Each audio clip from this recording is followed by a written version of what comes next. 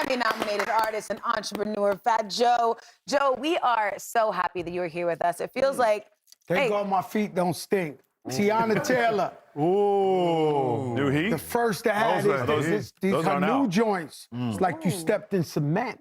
Hey. Those are nice. So I promised her, I said, sis, I got to be the first. I'm going on TV, the biggest show out there. She said, all right, bro. She sent it over. Love you, girl. Yeah, shout out got that thing Tiana. on air right away. I was going to ask you about your sneaker collection, but you already started I'm still, banned from Germany. I went in the store one time in there. What? Man, I bought them out.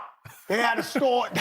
I bought them out. Like, they didn't even know what they had. I was in there like, you know, I almost got beat up by Mike Bibby. I went in his closet. That's a true story.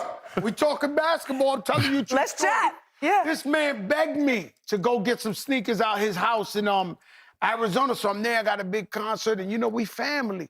Team died. He walks me to the house. First of all, his closet, he got like 7 locks. Like my grandfather. He don't trust nobody.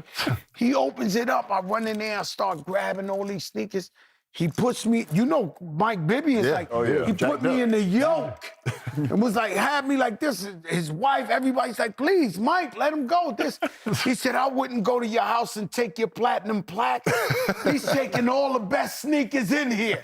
Nah, Mike Bibby, what's up, brother? What's going on? Bibby, good dude. Well, now that we're here, Dirk, I mean, you should ask your sneaker question. Yeah, I mean, what do you think of our collection, and what's your favorite in your collection? And you know, next time I come, I'm gonna bring you a Terror Squad Air Force One, something special. Okay, talk to us. Need it up there. That. It's just so many different sneakers. Like I love them all. I've been in LA going crazy. I don't know if y'all know, it's a bunch of drops this week. So I've been coming ahead of time trying to get East Coast love. So I'm jumping up in there. I'm like, the Levi Jordans come out. I walked up in there. They said, it come out Friday, though, Joe. I said, but I'm here now. I need What we gonna do? down. Did you get them? Of course I got them. Then they got the Laker Force. I went all the way down. I don't know if that's East LA or Little Tokyo or something. That ain't even out to next week. I went up in there. The girl was like, yo, but I was like, man, I'm in here. I'm a sneaker whore. What y'all want me to do? How you stay connected, though? Because as we get older, I kind of get disconnected. Like, how you stay connected to the new hot sneakers? And, What blogs Man, are I've you been on? yeah, like, how you said something about some Levi's. I was like, Levi's, I know them what's jeans. coming out for months. So this new Jordan sneaker came out that is like violet today, I think a 10. And I've been waiting for them, and then I found out, because the women always get the best colors, it was a women's sneaker. I call up my daughter so fast, I said, you better get the Foot Locker.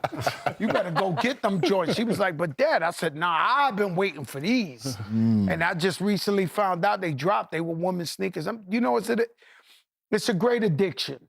You know, I have like 3 closets in the house. Like, you know, they want me to buy a new house. You know, the house is big as hell. And they keep saying, yo, we need a bigger house. I said, no, what we need is to stop shopping. We don't need more. The bigger house means more closets. So they can keep shopping and all that. I'm like, yo, bro, what we need is to stay in this house right here, safe and secure. How many Joe, do you have in your collection? How many what? How many sneakers in your collection? Thousands. But the thing is, I ain't gonna lie to you, Blake. I got unicorns. Yeah. So I don't play with these guys. My sneaker collection is like, you sunk my battleship. They come out, they be like, yeah, this is the only sneaker one. I'll be like, brother, they made a sample. This is the sample. Missing the stitching. Yeah. I collect for war. Well, Joe, I gotta say, those sneakers always look good on the hardwood in Madison Square Garden. So let's talk your Knicks. I was listening to you on a show recently. You had a take about Mike Brown, and you thought that he was, too nice to be able to coach the Knicks to a championship. Please elaborate. Tell us about this take. First of all, I'm a legendary coach. At the Rucker Park, I won 6 championships. Yes, sir. Okay? 6 straight. 6 championships. Yes, I beat them all. So I know about coaching, right? And so there takes a certain discipline. Coach Spo, he don't play. He run out there, time out, and stalk. You know, certain coaches, you know, they mean business. You know, as I'm looking back in basketball history, like Pat Riley, right? Guy never got up, right? Like, right? If you think about coaches, like, he has sat still the whole time, winning championships. Like, he just, like, was calm. But I like a coach that, you know, the players are somehow scared of him. You know, not like, you know, I always said I was the Bobby Knight of basketball. I don't like a coach that be cool. They be like, hey, Mike. They call him his name, Mike. That's a violation off the rip. You can't call a coach Mike. Like, yo, hey, Mike. Nah, that's coach.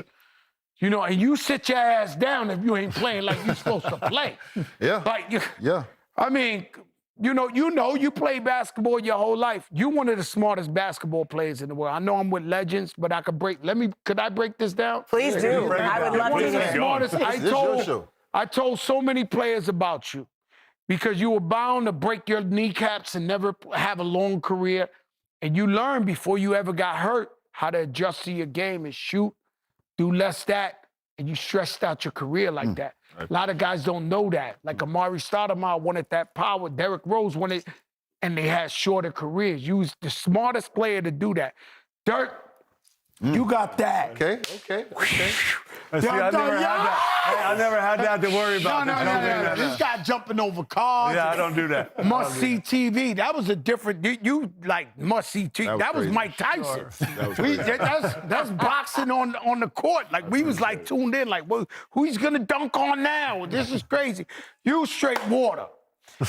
He is the only player that a team ever kept it real with in the whole entire NBA. What do I mean? Patrick Ewing to Orlando. Scottie Pippen to Portland.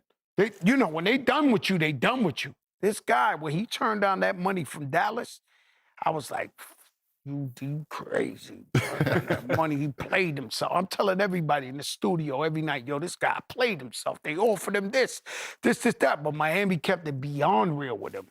Kept him on that roster, kept paying him. You almost became like a coach while you was there. So they took care of him. Yeah. And that in sports, that's not necessarily the truth. They like, you know, when we done with you, thank you for your services. Yeah. Peace out. Yeah. You know, and so the game is hard out there, you know?